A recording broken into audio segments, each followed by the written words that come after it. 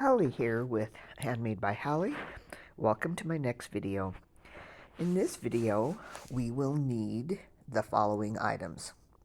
We'll need a pair of scissors and a couple of paintbrushes and an extra piece of burlap about 1.5 inches wide.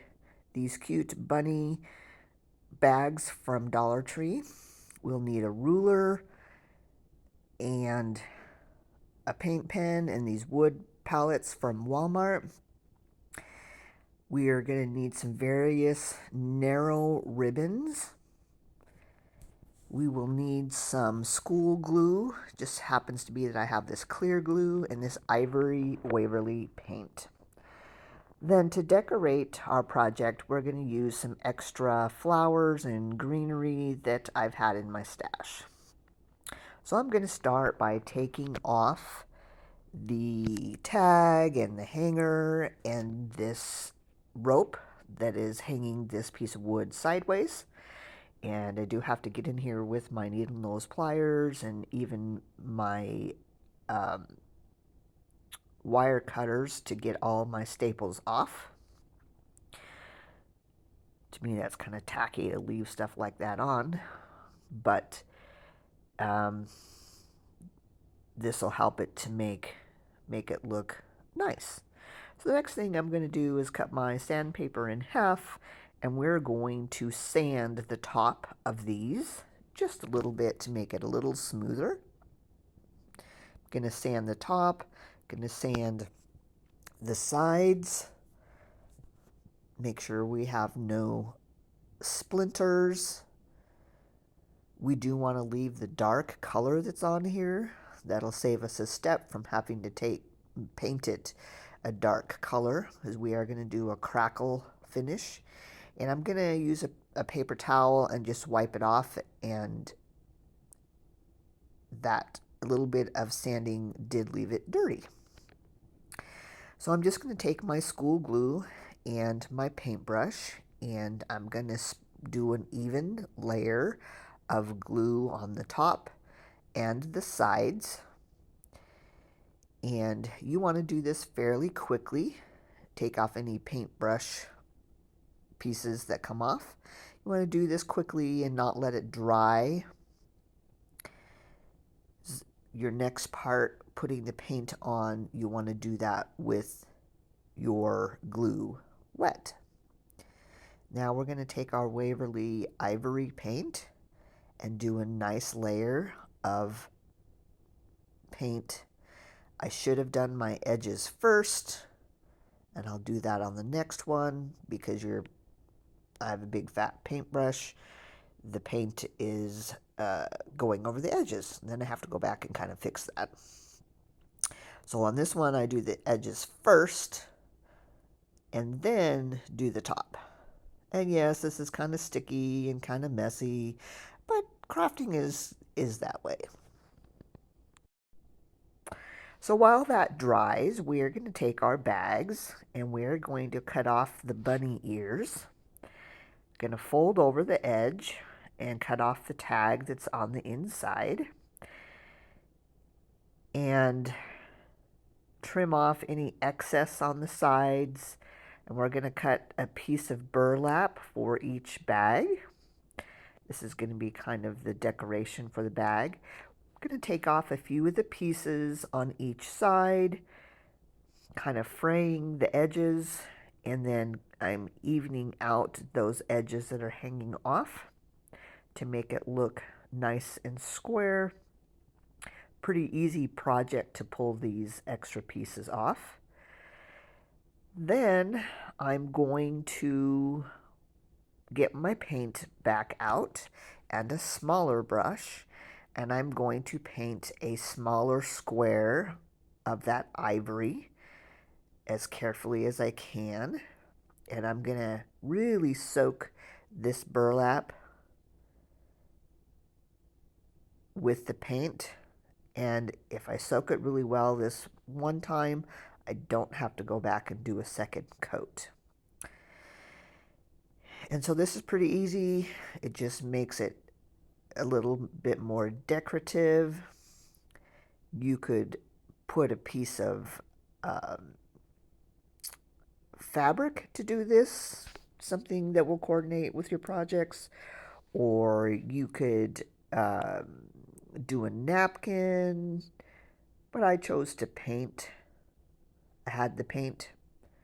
I may as well use what I've got. So I'll make sure that's good and soaked through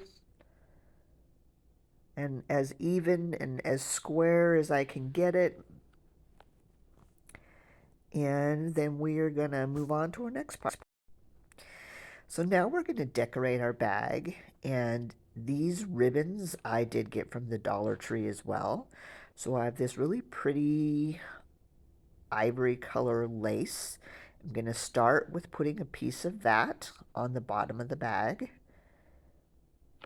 And then I have another piece of kind of jute and ivory, kind of rickrack style, and gonna cut that, and I'm just gonna glue these together, and that'll put a finishing touch on the edge of the bag.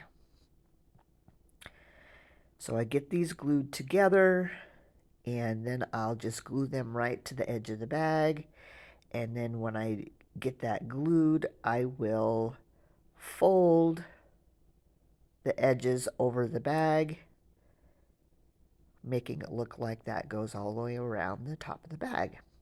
And as you see, we are going to be putting the cute little bunny face on the back of the project, and we'll be actually gluing the face to our board. So you're not going to even see that cute little bunny face. But now you could do all different kinds of things. And I'm going to get a piece of cardboard here and put it inside my bag for the next couple parts. While I'm waiting for the burlap to dry, I'm going to mark my board where I want to do my lines to make it look like this is a palette board. And I'm going to mark these both the same, get my paint pen and an extra piece of cardboard, make sure that it's working, and use my ruler to do nice straight lines. And for me, this is the easiest way. I could hand paint this, but using the paint marker and the ruler just makes it go so much easier. And in this one on the bottom, I do kind of mess the last line up, but that's okay. We're going to put our pocket over that, and you're not going to even notice.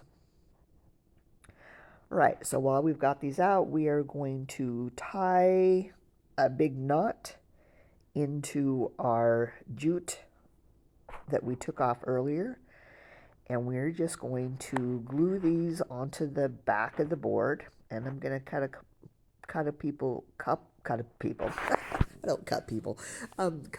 couple pieces of cardboard to help secure this and hold this in place. And make sure to put plenty of glue, and I make sure to do that to both of these. Hot glue is my friend here, and as usual, you want to be careful not to burn your fingers, holding it where necessary. Throw our extra pieces away. Now we are ready to put those darker burlap pieces on and get these bags finished. So for this part, I'm going to put that cardboard inside because I don't want my hot glue to seep through and glue my bag together. So that's the purpose of the piece of cardboard. I always keep extra pieces of cardboard, and I'm going to get my protective finger out to help press down. That glue could very easily seep up through and give you a nice hot glue burn. But we're not doing that. And as you see, I do have to peel up the bag from the cardboard, and that's why we put it in between. So we'll repeat that step for this one. Putting that hot glue, putting it in place, From here, you could do all different kinds of things. I'm just going to put a little bow that will coordinate with each of my projects.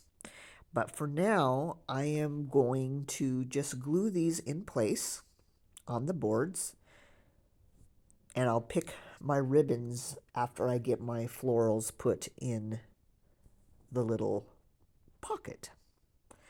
So we're gonna grab the glue gun and we're going to cover that cute bunny face. Make sure to put some glue on the edge and put that in place. And there's plenty of bag and cardboard in between so I can not burn my fingers. And the bag's in place and ready for us to fill. And we'll just repeat for the second one. So this is why you get 2 videos in one, because I'm just repeating the steps on the second one that I do on the first one.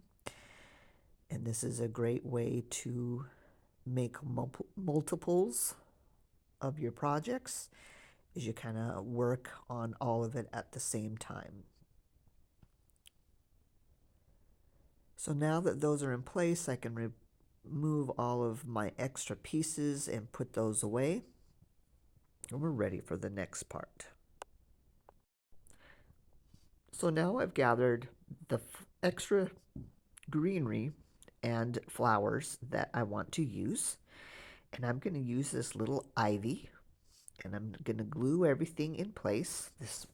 Put a little piece of ivy hanging over the edge. And then I have these little pieces of pink